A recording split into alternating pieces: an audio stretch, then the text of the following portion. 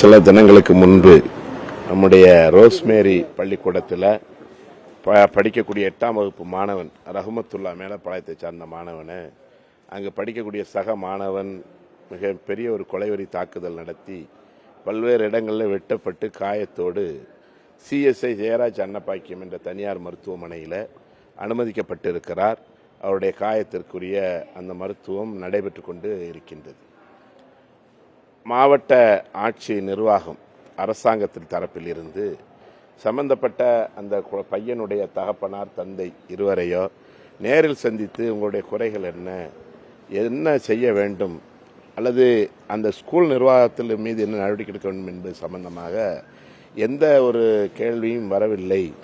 எனவே இது சம்பந்தமாக அரசாங்கத்தின் கவனத்துக்கு கொண்டு போக வேண்டும் என்பதற்காக அந்த குடும்பத்தாரோடு இன்றைய தினம் மாவட்ட ஆட்சித்தலைவர் அவர்களை சந்தித்து இந்த வெட்டு சம்பவத்திற்கு பின்னணியாக இருக்கக்கூடிய அந்த பையனுடைய குடும்பத்தார்கள், அவருடைய தந்தை, இன்னும் ஒருவன் வெட்டிட்டான்னா அவன் காவல் நிலையத்தை போய் சரணடைனா ஈஸியாக போய் சரணடைய முடியாது, அதுக்கு பின்னணியாக இருப்பாங்க. அதனால காவல்துறையில் நாங்கள் அதை சொல்லியிருக்கிறோம். இதுவரைக்கும் அந்த குடும்பத்தார்களை அழைத்து காவல்துறை விசாரிக்கலை. எனவே இதற்கு பின்னணியாக இருக்கக்கூடிய அவர்களை அழைத்து விசாரிக்க வேண்டும் என்றதை மாவட்ட ஆட்சித்தலைவரிடத்தில் நானும் நம்முடைய அந்த பையனுடைய தந்தையும் புகாராக சொன்னோம்.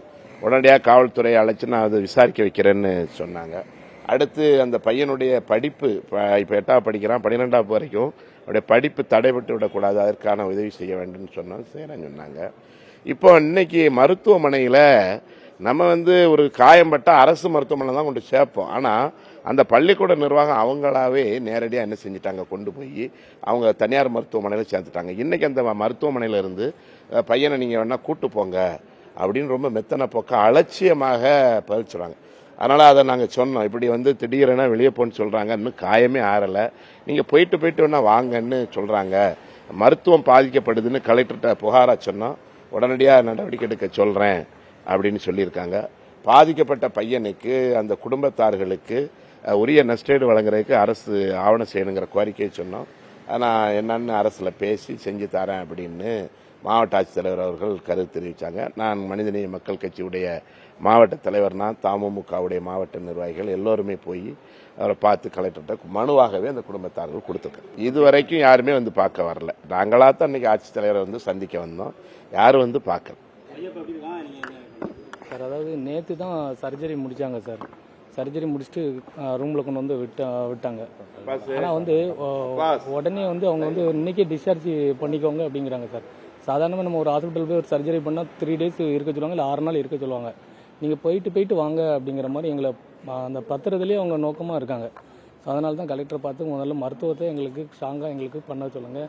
என் பையன் உயிருக்கு பையன் இப்போ லிக்விட் ஐட்டமாக கொடுக்க சொல்லியிருக்காங்க. தலை வலிக்குன்னு சொல்லிக்கிட்டே இருக்கான் சார். தலையில் வலிக்கு, கையில் அவனுக்கு ஆழமாக பதிஞ்சனால கை வலிக்குன்னு சொல்லிக்கிட்டே இருக்கான். அவனை அந்த சைக்காலஜி படி அவனை வெளியே கொண்டு வர முடியல, ரொம்ப பயப்படுதான். அந்த பெட்டில் அவன் படுத்துக்கிட்டே பயந்துக்கிட்டே இருக்கிறான். அவன் நைட்லாம் அழுதுகிட்டே இருக்கிறான் சார். நான் அவனை எப்படி வெளியே கொண்டு வரணும்னு எனக்குன்னு தெரியல சார். அவன் அதை பற்றி கேட்டாவே பயப்படுறான். அந்த இல்ல சார், அதுதான் சார் எங்களுக்கு ரொம்ப வருத்தமா இருக்கு. இன்னும் கவர்மெண்ட் சார்பாவோ ஸ்கூல் நிர்வாகம் சார்பாவோ இன்னும் பேச்சுவார்த்தை எங்களுக்கு இன்னும் யாருமே பார்க்கல, ஒரு ஆறுதல் கூட சொல்லலை. அதனால எங்களுக்கு ரொம்ப வருத்தத்தில் தான் கலெக்டர்கிட்ட மனுவா கொடுக்க வந்திருக்கோம் சார்.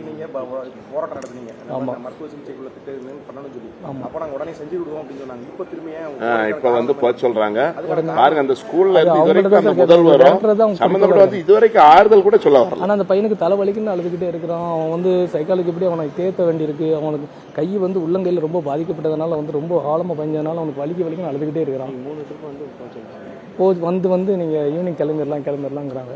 எனக்கு அது ட்ரீட்மெண்ட் ஃபுல்லாக இருக்கு. அவனுக்கு கம்ப்ளீட்டாக இருக்கணும். ஏன்னா சின்ன பையன் மண்டவோடு பிளந்திருக்குங்கிறாங்க. சொல்லுமா, அதுக்கு தான் நான் மனு கொடுக்க வந்திருக்கோம் சார் கலெக்டர்கிட்ட. கலெக்டர் சார் அது ஆவணம் செய்யணும்னு சொல்லியிருக்காங்க சார். பார்க்குறேன் போராட்டத்தில் இறங்கணும் சார். அடுத்த கட்டம் இல்லை சார், வர எதுவும் சொல்லல சார். ஒன்றும் சொல்ல கூப்பிடல. கலெக்டர் சொல்லியிருக்காரு.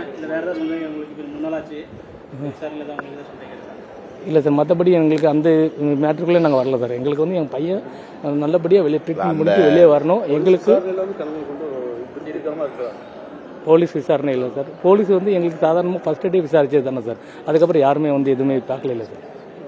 ஆனா அந்த குடும்பத்தாரை சந்திச்சு அவங்கள விசாரிக்க சொல்லியிருக்கோம். அந்த அந்த வந்து கடைசி வரைக்குமே வந்து ஃபர்ஸ்ட்ல இருந்து அவங்க தான் ரசூல் பாய் தான் வந்து நிற்கிறாங்க சார் தான் வந்து கடைசி வரைக்கும் இப்போ வந்து எங்களுக்கு எல்லாம்